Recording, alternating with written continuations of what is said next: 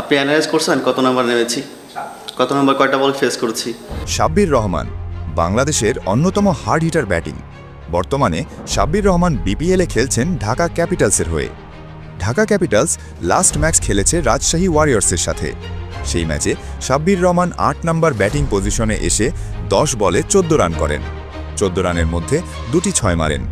প্রথম ৬টা ছিল ৯৭ মিটার, যা এখন পর্যন্ত বিপিএলের এটাই সবচেয়ে বড় ৬। কিন্তু শেষ পর্যন্ত ঢাকা ম্যাচটি হেরে যান রাজশাহীর কাছে। ম্যাচ শেষে প্রেস কনফারেন্সে সাব্বির রহমানকে তার ব্যাটিং নিয়ে জিজ্ঞেস করা হয়। তখন সাব্বির রহমান বলেন, আপনি কি অ্যানালাইসিস করেছেন কত নম্বরে নেমেছি? ৭ বা ৮ নম্বরে নেমে আমি কি ডিফেন্স করব? আমার পজিশনটা হলো ৪ বা ৫ নাম্বার, কিন্তু আমাকে খেলানো হয়েছে ৮ নম্বরে।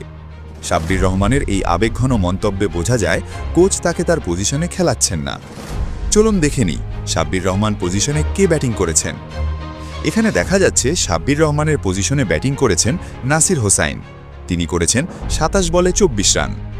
এখন প্রশ্ন হচ্ছে, সাব্বির রহমানের থেকে কি নাসির হোসাইন ভালো ব্যাটিং, নাকি সাব্বির রহমানের পজিশনে ব্যাটিং করে নাসির হোসাইন ভালো খেলেছেন?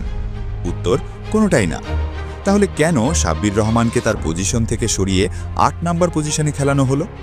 নাসির হোসাইন ৮ নম্বর ব্যাটিং খেলেন, তাকে কেন ৫ নম্বর ব্যাটিংয়ে নামানো হলো? হয়তো সাব্বির রহমান একটা ম্যাচ খারাপ খেলেছেন, তাই বলে তাকে তার পজিশন থেকে ৮ নম্বরে ব্যাটিং করাবেন, এটা তো ঠিক না। সাব্বির রহমান তো ৮ নম্বরে ব্যাটিং করে অভ্যস্ত না।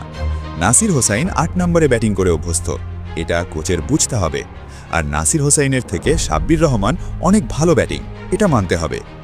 আশা করি সাব্বির রহমান নেক্সট ম্যাচে তার পজিশনে খেলবেন, আর আশা করি অবশ্যই ভালো খেলবেন। ভিডিও ভালো লাগলে লাইক, সাবস্ক্রাইব, শেয়ার করতে ভুলবেন না।